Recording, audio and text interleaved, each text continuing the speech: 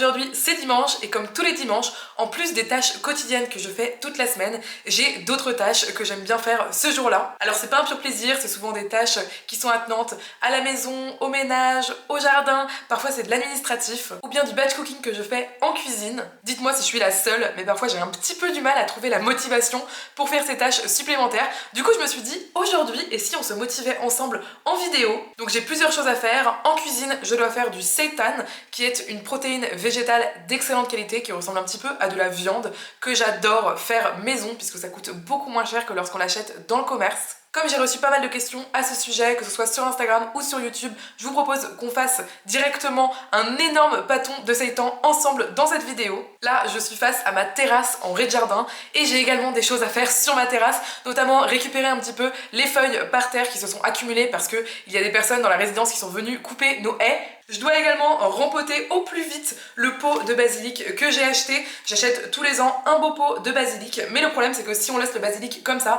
il va faner très rapidement. J'ai une méthode pour permettre de rempoter tout ça et de faire en fait plein de pots de basilic qui vont être magnifiques, donc je vous montre ça dans cette vidéo. Et j'ai également besoin de faire quelques tâches de ménage, mais un petit peu ménage type ménage de printemps, c'est-à-dire en plus du ménage qu'on fait au quotidien dans la maison. Notamment il faut absolument que je nettoie en profondeur notre douche, puisqu'il y a de la saleté qui s'est accumulée au niveau des joints, mais également au niveau de la bonde de la douche. Donc on va faire tout ça ensemble pour se motiver, c'est parti! On se retrouve donc en cuisine pour faire ensemble notre propre seitan. Donc pour faire du seitan, moi j'utilise directement du gluten de blé. J'ai tenté la méthode à la farine lavée, mais vraiment je trouve que le goût n'est pas spécialement meilleur et c'est vraiment beaucoup plus pénible à faire. Donc moi je préfère vraiment faire la recette directement avec le gluten de blé que j'achète personnellement sur internet, mais on peut l'acheter n'importe où, en magasin bio notamment. Alors perso, j'en fais en très grosse quantité. Du coup j'utilise 1 kg de gluten de blé. Ça va me faire une vingtaine de portions de gluten et comme ça en fait je vais congeler certaines portions pour en avoir pendant plusieurs semaines et vraiment comme ça je suis tranquille. Et pour la recette que j'utilise celle de Mélanie Le Cul de Poule que je vous mettrai en description.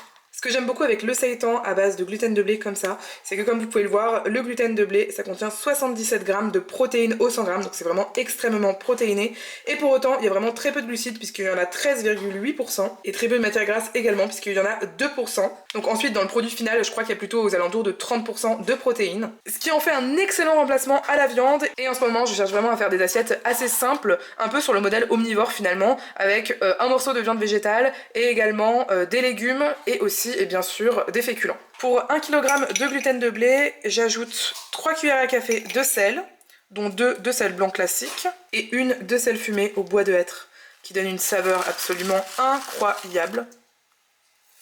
Ensuite j'ajoute des épices, donc vous pouvez mettre de votre côté les épices qui vous font plaisir. Moi je vais mettre ce petit mélange mexicain pour grillade. Je vais en mettre l'équivalent de 2 cuillères à café. Je mets également une cuillère à café de ce mélange masala. Une petite cuillerée à café de gingembre en poudre. Également une cuillère à café de 5 épices. Donc ce sont des 5 épices qu'on achète en magasin asiatique. Et également un petit peu de poudre de harissa pour le côté légèrement piquant. Je vais aller mélanger les poudres au robot. Ça y est, les poudres sont mélangées, donc je vais commencer à ajouter les ingrédients liquides. Je vais y mettre 9 cuillerées à soupe de sauce soja. Également pour donner un goût délicieux, je vais mettre du concentré de tomate. Et à ça, je vais ajouter 1 litre d'eau. Donc là, vous pouvez voir que mon saladier est très rempli. Sachant que c'est un très grand saladier, donc chez vous, prenez vraiment le plus grand saladier que vous ayez si vous faites les mêmes proportions.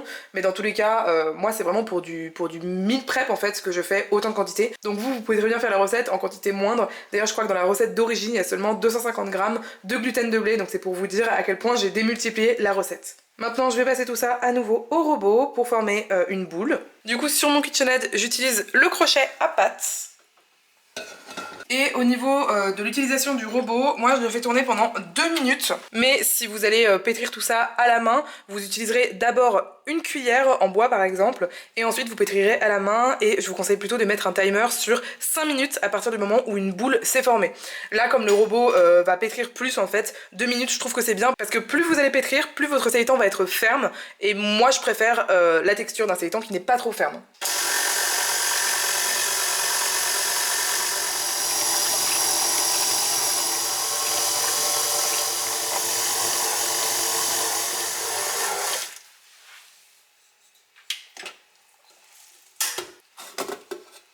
Et voilà, au bout de 2 minutes, comme vous pouvez le voir, j'ai déjà une belle pâte qui s'est formée. Au bout des 2 minutes, en général, ce que je fais, c'est que comme je fais du seitan régulièrement, je commence à connaître un petit peu la texture que j'aime bien avoir avant de commencer à cuire le seitan. Donc je viens récupérer bien toute la poudre qui peut rester dans le fond du robot.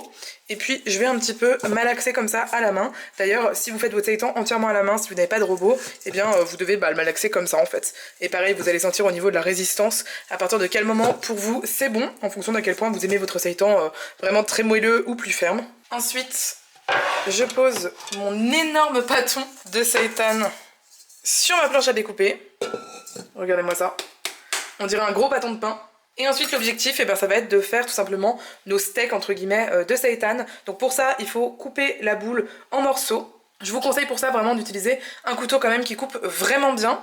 Et gardez en tête, moi je fais des parts d'à peu près 1 cm de largeur. Gardez en tête que de toute façon les morceaux vont grossir pendant la cuisson. Parce qu'ensuite on va les cuire dans un bouillon, donc ça va se gorger un petit peu de ce liquide et ça va vraiment grossir. Vous pouvez vraiment faire la forme que vous voulez. À ce stade vous pouvez même passer le seitan dans un hachoir à viande. Ça va vous faire du seitan haché en fait tout simplement.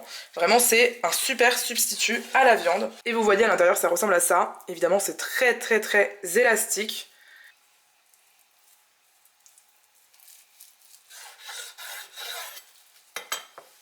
Alors moi j'aime pas quand les tranches de seitan sont vraiment trop grandes. Là on peut voir ça fait vraiment des grandes tranches. Du coup ce que je fais c'est que je viens tourner un petit peu mon bâton et je récupère en fait les tranches sur le côté. Ça va réduire de toute façon la taille globale du bâton. Donc ça m'aide pour ce que je souhaite faire. Donc assez rapidement j'arrive à un pâté qui est plutôt en carré ou en rectangle et ça me convient vraiment très bien après au niveau de la taille de mes tranches. Ça pour moi c'est vraiment une taille parfaite. J'ai récupéré cette superbe casserole en inox et du coup je cuisine à nouveau à l'inox pour les raisons je pense que vous connaissez. Je vais vous montrer comment je fais pour pas que ça colle dans le fond. Alors ça colle toujours un petit peu mais franchement c'est assez hallucinant à quel point ça peut ne pas coller. Donc il faut que vous chauffiez au maximum votre casserole jusqu'au point où lorsque vous mettez des gouttes d'eau à l'intérieur, eh bien les gouttes d'eau ne vont pas s'évaporer mais plutôt tournoyer. Là on peut très bien le voir. Lorsque c'est le cas, ça veut dire que votre casserole est suffisamment chaude. Néanmoins, là, elle est vraiment très chaude. Donc, je vous conseille de baisser le feu à ce stade. Puisque une fois qu'elle a été chauffée et qu'ensuite le feu est baissé, eh bien, elle reste anti-adhérente, même si la température a baissé. Donc là, je baisse vraiment le feu au maximum, ou presque, pour ensuite pouvoir mettre mon huile. Dans mon faitout, je mets mon huile de cuisson.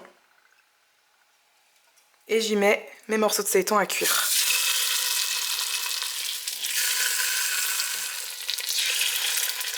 J'utilise aussi une deuxième poêle pour le coup, parce que sinon ça va être vraiment trop long avec les quantités que je fais, de tous les faire griller, parce que l'objectif c'est vraiment de faire griller chaque morceau des deux côtés.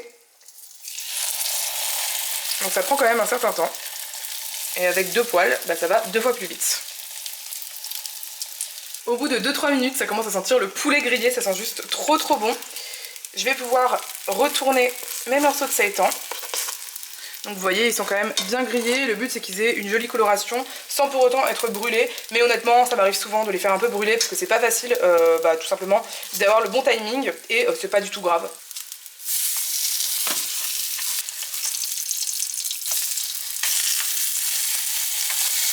Une fois que les steaks sont bien cuits de tous les côtés, par exemple celui-là il a vraiment une belle coloration des deux côtés. Vous pouvez faire un peu comme vous voulez pour les stocker en attendant qu'on les fasse cuire dans leur bouillon, mais moi perso je les remets dans le saladier. Ça y est, tout mon seitan est cuit. J'ai sorti une deuxième cocotte en remplacement de la poêle et maintenant on va cuire tout ça au bouillon.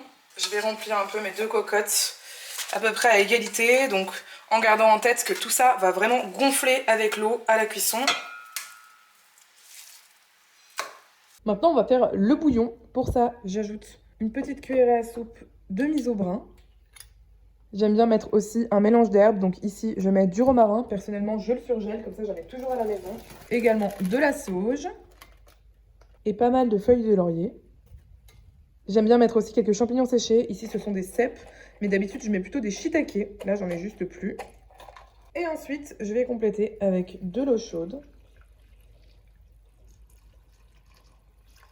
À la place du miso dans le bouillon, vous pourriez aussi utiliser ce faux bouillon de poulet de la marque Librand que j'achète en magasin asiatique. Ça y est, mes 2 bouillons sont en train de bien bouillir justement et du coup je vais pouvoir baisser le feu, donc je vais vraiment mettre à 1 ou 1,5. Je vais couvrir et l'objectif c'est que tout ça cuise à petit bouillon pendant 35 minutes.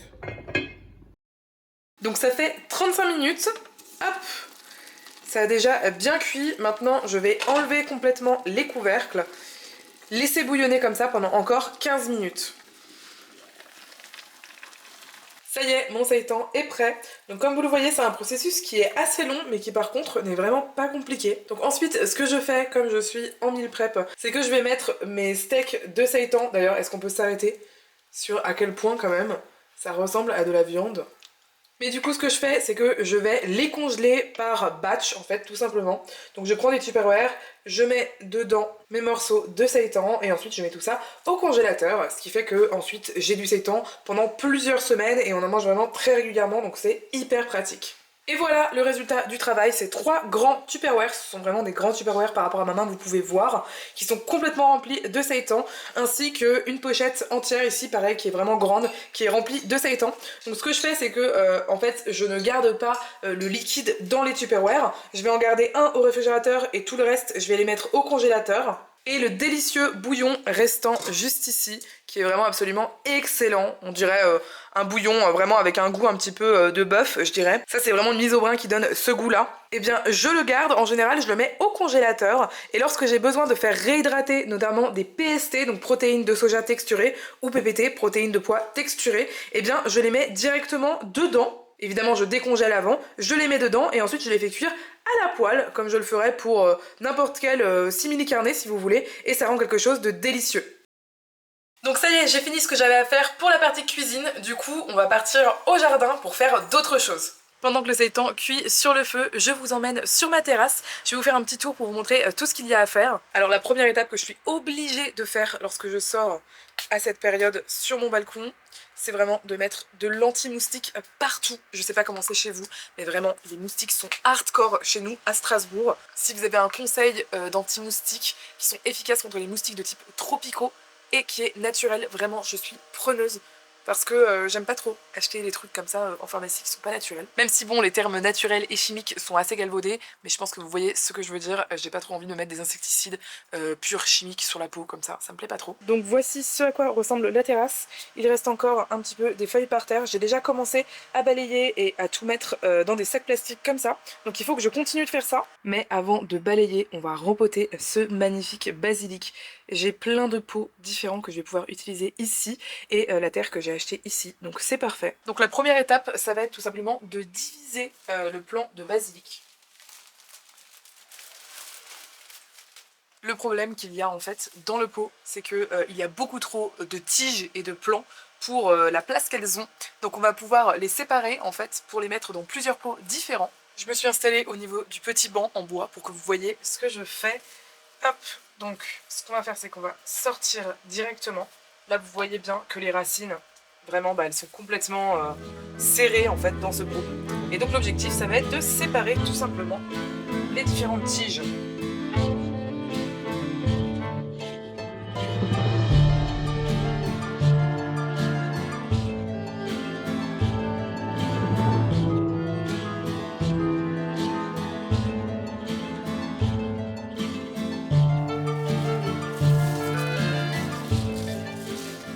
Donc là on a encore toutes nos tiges mais elles sont séparées. Maintenant je vais pouvoir les rempoter dans différents pots. Donc je vais récupérer du terreau d'un plant de l'année dernière. Alors il est un peu sec mais je pense pas que ce soit forcément problématique. Je vais d'abord mettre mon basilic et ensuite autour je vais ajouter un maximum de terre.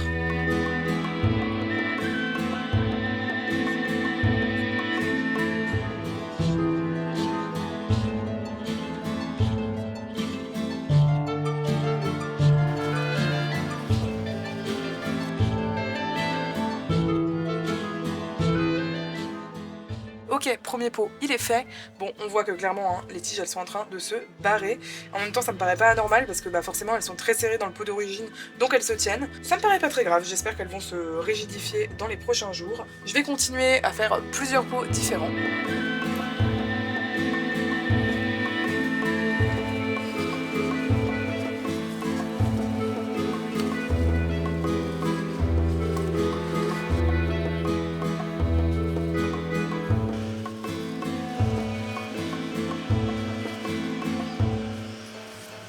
me reste encore 4 morceaux de terre avec du basilic. Et cette fois-ci, je vais le mettre directement dans ce pot. J'aime trop ce pot, je vous montrerai à la fin, il est trop beau. Je l'ai acheté chez une brocanteuse à Dame-Bar-la-Ville. Je viens mettre le reste de mon petit sac de terreau. Celui qui date de l'année dernière.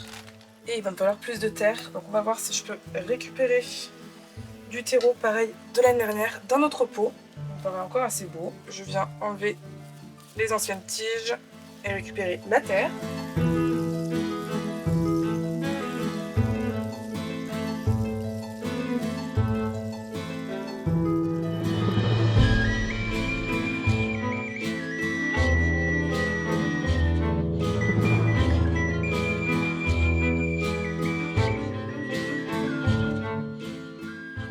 Ok, donc voici à quoi ressemble à présent mon basilic. Donc je l'ai divisé dans un gros pot et 2 petits. J'ai également une autre plante ici et du coup je mets tout sur mon petit banc que j'avais acheté 5 € lors d'un vide-maison. Évidemment, si je fais quelque chose, il faut absolument qu'Ebrel vérifie si tout est bien fait. Mais elle est aussi embêtée par les moustiques comme vous pouvez le voir. Donc pour bien couper un basilic, pour qu'il repousse bien, il faut le couper juste au-dessus d'un nœud. Un nœud, qu'est-ce que c'est? C'est un endroit où, voilà par exemple ici, le nœud il est juste ici. Et donc si vous voulez le renforcer, vous allez le couper ici. Ça, vous le gardez pour vos tomates mozza vegan de ce soir. Et à l'endroit de la tige, dans quelques jours, il y aura 2 nouvelles tiges qui vont se former. Et donc de ce fait, vous allez avoir un basilic de plus en plus feuillu. Et évidemment, on n'oublie pas d'arroser régulièrement. J'ai pas eu besoin du tout d'utiliser ce sac de terreau de 20 litres. Du coup, ce sac, je le mettrai dans la cave parce que vraiment, il n'y en a plus besoin. Et ici, il fait une pollution visuelle. J'ai un petit peu de déchets de ce que j'ai fait, donc je les ai mis ici. Et maintenant, il faut tout simplement que je balaye déjà pour enlever ces grosses traces de terre, mais également du coup ce tas résiduel de feuilles que j'avais déjà rempli en grande partie dans ce sac poubelle. J'aurais peut-être besoin d'un autre sac poubelle. Ça c'est un jouet pour Ebrel fait avec un gros bidon d'eau que j'ai trouvé dans le recyclage. Donc maintenant qu'elle a joué avec, il va falloir que je le jette également. Et puis de l'autre côté là-bas il y a aussi un tas de feuilles. Pareil, j'avais déjà commencé à le balayer hier, mais il pleuvait, il y avait un tas de limaces, ça me dégoûtait. Donc c'est parti pour balayer tout ça. Je garde mes gants parce que comme ça, je ne me salis pas.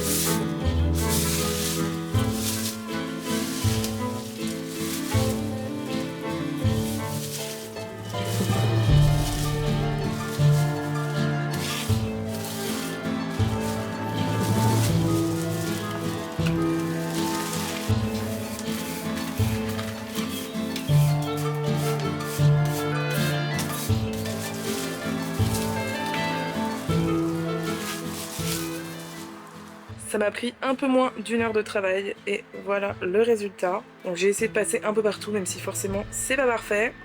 Ici on a notre basilic. Et là-bas, pareil, il n'y a plus de feuilles. Voilà, alors clairement il y aurait encore de quoi faire. Il faudrait que je coupe en fait ces tiges-là. Mais honnêtement, je vais pas le faire aujourd'hui parce que j'ai trop de choses à faire. Mais en tous les cas, je suis très contente que ce soit de l'extérieur ou de l'intérieur. Je trouve que vraiment c'est beaucoup plus accueillant. J'aurais dû vous faire un avant-après pour que vous vous rendiez compte, mais franchement c'est beaucoup plus joli maintenant, je suis trop contente. Ok, alors bienvenue dans ma salle de bain et plus précisément ma douche. Vraiment, je pense qu'on la nettoie pas assez souvent, enfin on la nettoie mais pas en profondeur. Donc vous voyez, on voit qu'il y a vraiment des joints de carrelage ici qui sont bien noircis et surtout la bonde ici qu'il faut absolument que je vide. Par contre, pour ce qui est de la vitre, franchement elle est vraiment propre parce qu'on la nettoie tous les jours. Et la tuyauterie c'est pareil, elle est vraiment nickel, donc là il n'y a pas de souci. En termes de produits, j'ai pris de l'acide citrique, donc c'est l'élément actif du citron. Ça permettra normalement, en laissant reposer et en frottant, d'enlever complètement la moisissure des joints. J'ai également pris un produit en poudre qu'on dilue dans de l'eau, qui je pense sera efficace pour le reste des carreaux, etc. parce que je veux vraiment tout laver. une brosse un peu grosse et une brosse à dents qui a été utilisée et ensuite lavée. Et au lieu de la jeter du coup, eh bien on l'utilise pour nettoyer les joints. Première étape, je vais vider tout ce qu'il y a dans la bonde. Je vous avoue, c'est un peu honteux pour moi de vous montrer ça, je ne sais même pas si j'ai envie de vous montrer. La première étape, ça va être de soulever la bonde et d'enlever tout ce qu'il y a en dessous. Je vais pas faire de gros plans parce que vraiment c'est ignoble. Et hop, je vais récupérer à la main avec mes gants tout ce qu'il y a dedans. Ah ouais. Ok, donc c'est un mélange de savon, de cheveux, etc. Mais je pense que les gens ils filment pas ça, c'est pas possible.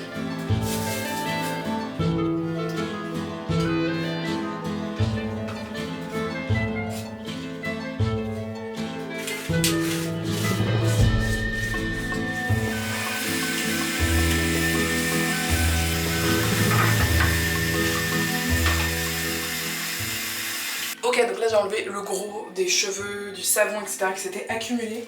Et maintenant, je vais tout simplement nettoyer les différentes parties de la douche. Donc vous voyez, elles sont quand même vraiment assez sales, hein, on va pas se mentir.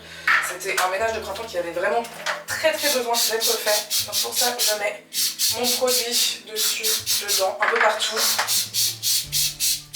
Et je vais commencer à frotter pour enlever tous les résidus qu'il y a dessus.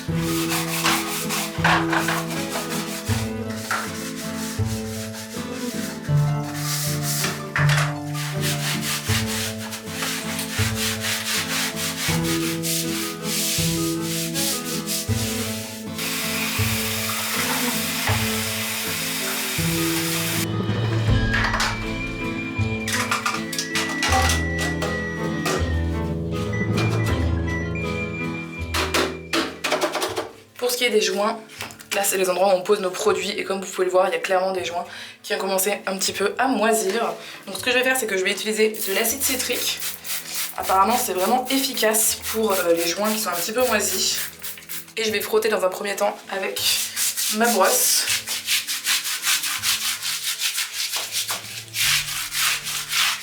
Et apparemment, une fois qu'on a frotté, le mieux c'est vraiment de laisser reposer pendant au moins 10 minutes. Et après, dans 10 minutes, je viendrai frotter plutôt quelque chose de plus précis. Pendant ces 10 minutes, je vais avoir de quoi faire parce que j'ai clairement toute la douche à nettoyer. Je la trouve vraiment pas assez propre à mon goût, tout simplement.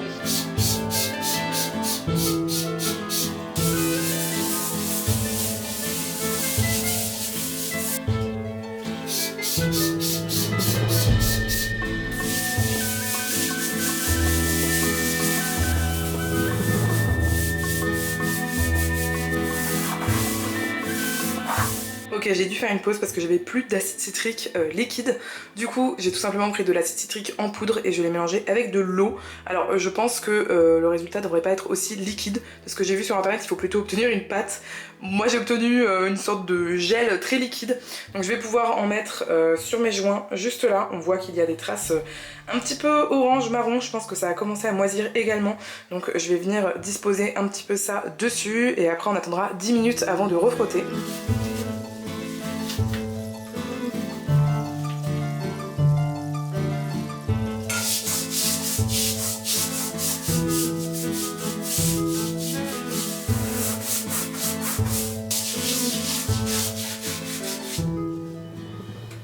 Ok, donc là on a un exemple assez parlant où c'est franchement l'un des endroits les plus sales de la douche. Ça fait 10 minutes que ça repose. Regardez, c'est assez magique avec la brosse à dents, ça part vraiment bien. Par contre j'avoue que si je dois faire vraiment toute la salle de bain avec la brosse à dents, c'est quand même extrêmement long. Je pense qu'il faut que je pose un RTT pour faire ça.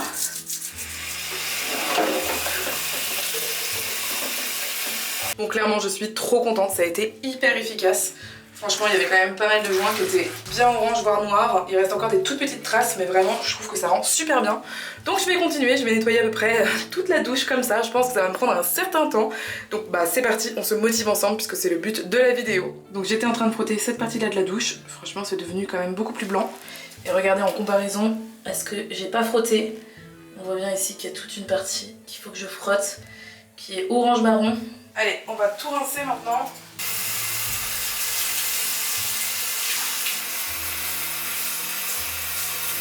Et voilà le résultat final. J'ai quand même énormément frotté. Je trouve que du coup de ce côté là on voit plus du tout de traces orange. Donc ça c'est vraiment chouette. Par contre le problème que j'ai eu, c'est que je n'ai plus eu assez de produits pour faire cet espace là. Donc je pense qu'on voit, c'est encore sale, c'est encore orange ici. Je suis un peu dégoûtée parce que j'aurais bien aimé faire tout d'un coup, même si j'avoue que c'est très fatigant de frotter. Je me dis qu'on doit avoir un truc qui va pas dans notre routine ménage parce que clairement on nettoie très régulièrement et toutes les semaines on refait un nettoyage un peu plus intense, mais pas ici apparemment. Et clairement ça va demander énormément de travail de tout frotter. Donc écoutez, si ça peut vous motiver à le faire, c'est super. Moi je suis quand même vraiment contente, ça faisait quelques temps que vraiment ça me gênait quand je prenais ma douche. Donc je suis trop contente de ça. Il faut aussi savoir en termes de répartition de tâches qu'on a à la maison, c'est Erwan qui s'occupe du ménage et moi je m'occupe de la cuisine. Du coup c'est pas du tout pour lui jeter la pierre, mais c'est juste pour lui dire que moi je ne suis pas en charge d'habitude de ces tâches là. Et c'est vrai que je pense qu'Erwan est très bon pour un ménage très quotidien, vraiment au quotidien c'est propre chez nous, mais pour tout ce qui est plus ménage on va dire en profondeur, là je trouve qu'il est un peu moins bon et du coup je pense que c'est comme ça qu'on se retrouve avec des joints dans cet état là. J'avoue que c'est très difficile pour moi de poster ça sur YouTube parce que je me sens pas très à l'aise à l'idée de montrer ma crasse aux gens en fait tout simplement. J'espère que vous resterez vraiment très bienveillants en commentaire et si vous aussi vous avez du mal à tenir le rythme avec le ménage, moi je trouve ça très difficile avec un travail en plus etc, et ben on est ensemble. Pendant que j'y suis, j'ai aussi nettoyé la vasque. Ça pour le coup je sais qu'on le fait à peu près une fois par semaine. Mais là clairement je trouve que c'est vraiment sale. Je vais aussi nettoyer les porte-savons. Donc ça devrait pas me prendre plus que je pense 10 minutes. Et je vais passer un coup aussi ici.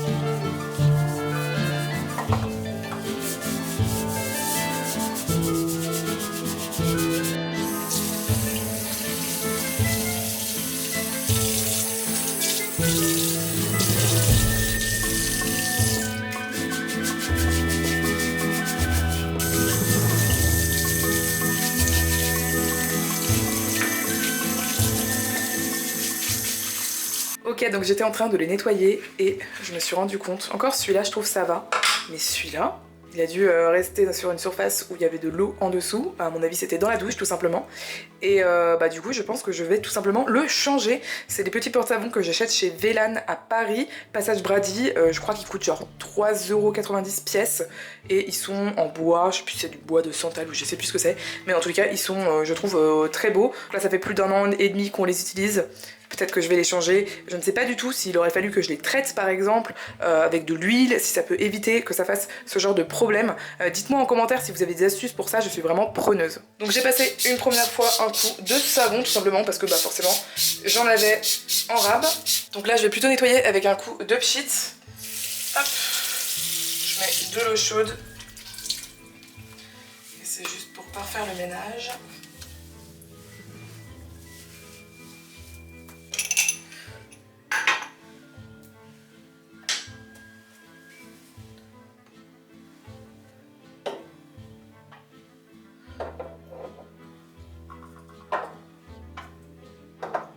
Et voilà, le lavabo a également été nettoyé.